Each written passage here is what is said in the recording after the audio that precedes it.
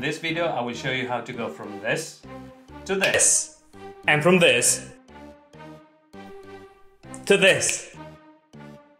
It's no secret that face-to-face interactions are more effective than phone calls or emails, because we can relate and understand others with non-verbal communication. But often the power of video conferencing non-verbal communication is underestimated, to an extent that sometimes it can work against us. In this video, you will learn the fundamental tips and tricks to look good, professional and confident on Zoom, Teams or any other video conferencing platform. From the technical aspects of setting up good lighting, camera positioning and good audio, to the soft skills to look more confident and better engage your audience. And if you want to know why, at least in certain occasions, I think you should be wearing shoes, well, watch the video till the end.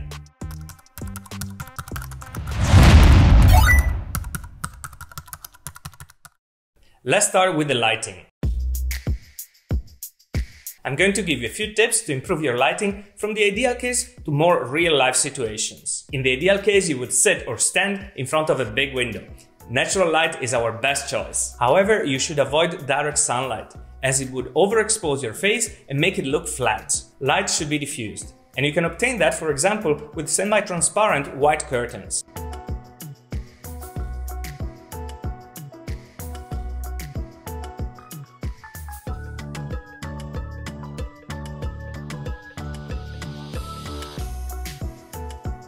If you have a window but it's on the side, it's still pretty good. The part of the face close to the window will receive good lighting. However, the light will cast shadows on the other part. You can correct this by placing an artificial light on the other side of the window. Ideally, you would get a softbox that provides a white diffused light, but a home lamp could do the job too. You should prefer white diffused LED lights to the yellowish tungsten bulbs, as these ones would give a less pleasant tone to your skin.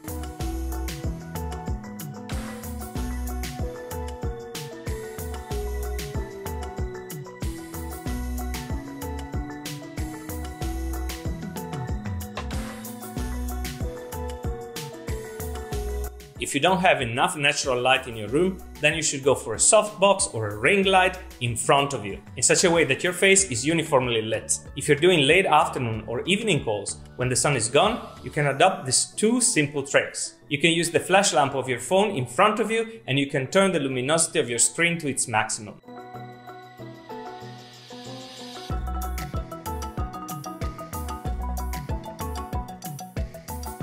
If you've done everything you can, but your lighting doesn't look good yet, you can still improve it with software. This is the topic of one of my next videos, so make sure you watch it. Another tip is for those of you that, like me, wear glasses. Light reflection on the lenses may be a bit disturbing, and you can try to minimize it, finding the right angulation of your face. If you want to go pro, you can place two dark panels on your window, up to or slightly above the level of your eyes. I'm not doing that right now, so you're probably seeing some reflections on my lenses, but I don't think it's too bad. We looked at what you should do, but there are two things that you should be avoiding. The first one is a must.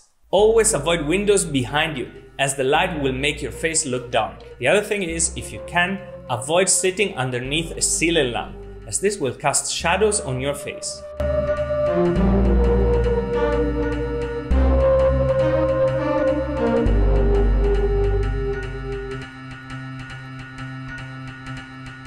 Great, we've set up good lighting. Now it's time to position your camera. The camera should be positioned in such a way that the lens is at the level or slightly above the level of your eyes. If it's too low or too high, you'll be forced to look down or up, and the proportions of your face will change, not making it look at its best. What's also very important is that you're not too far away from the camera. If you're too far away from the camera and even relaxed and leaning back, you may give the impression that you're disengaged.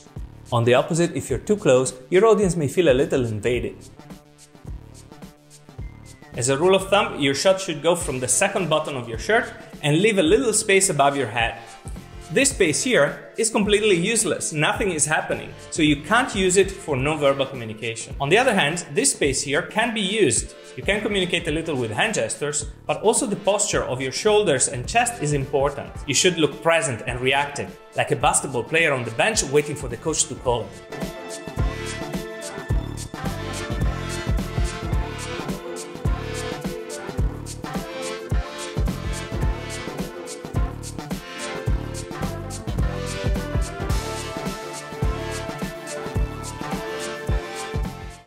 what's the most important thing on video conferencing? It's audio. If you're on a call and the speaker's video doesn't look great or it's even frozen, but the audio is good, well, it's suboptimal, but people will keep listening and the communication will move on. If instead the video is super good full HD, but the microphone is scratching or is sounding robotic, then the audience will switch off. The speaker will be asked to be on mute and communication will stop. My recommendation is try to avoid the built-in microphone of your PC, as usually the quality is not very good. Instead, you should be using a headset, or if you want to go pro, get a USB microphone. Something like this one. I have a Blue Yeti, for example. The nice thing is that you can improve the audio with free software. For example, you can remove noise or compress it a bit. But this is the topic of one of my next videos. What's very important for your effective communication is the tone of your voice. Avoid monotone monologues, as your audience will switch off. Instead, change the tone and put accent especially on those things that you want your audience to remember. Also, don't be afraid of silence. A 1 to 2 second break may help you consolidate your message and tell your audience that you're ready to move on to the next topic.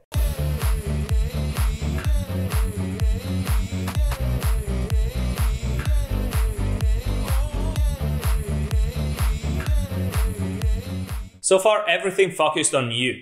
What about the environment around you? This part of the background is a little messy.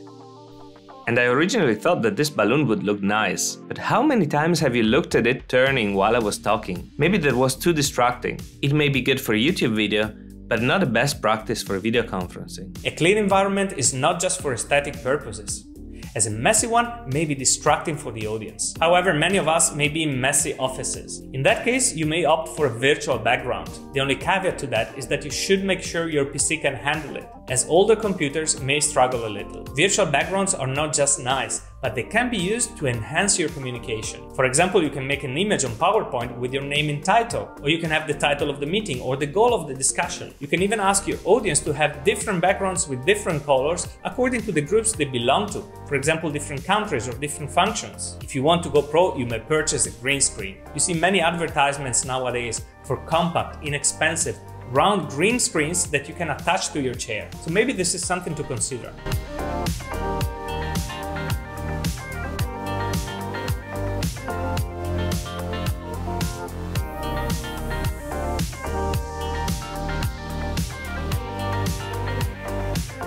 How should we dress? Since the pandemic, we're all a little bit more casual in our video conferencing meetings. My recommendation is to dress as you would meet your audience in person. It can be casual for your team meeting, for your Monday catch-up, but you want to dress professional if you're conducting a sales call or talking to your CEO. And when I say dress, I don't mean only from here to here, but also from here below. Those who've not done a meeting with shirt and trainers, raise your hands. Exactly. However, wearing proper trousers or skirt and shoes may play a difference. Nobody will see them, but they will make you feel in a situation closer to an in-person meeting and make you feel more confident.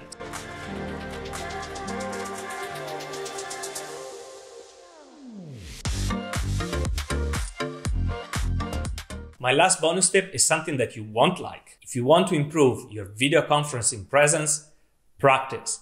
Record and re-watch yourself. None of us like to see ourselves on camera, and even less to hear our voice. But if you can overcome the initial shame, watching yourself will lead to great results. Start by watching the past recordings and observe your non-verbal communication, your presence on camera, your lighting, your camera positioning, your audio. Then you can start a Zoom meeting alone. Record yourself and pay attention to these details. You can even set up a meeting with your colleagues to provide each other feedback.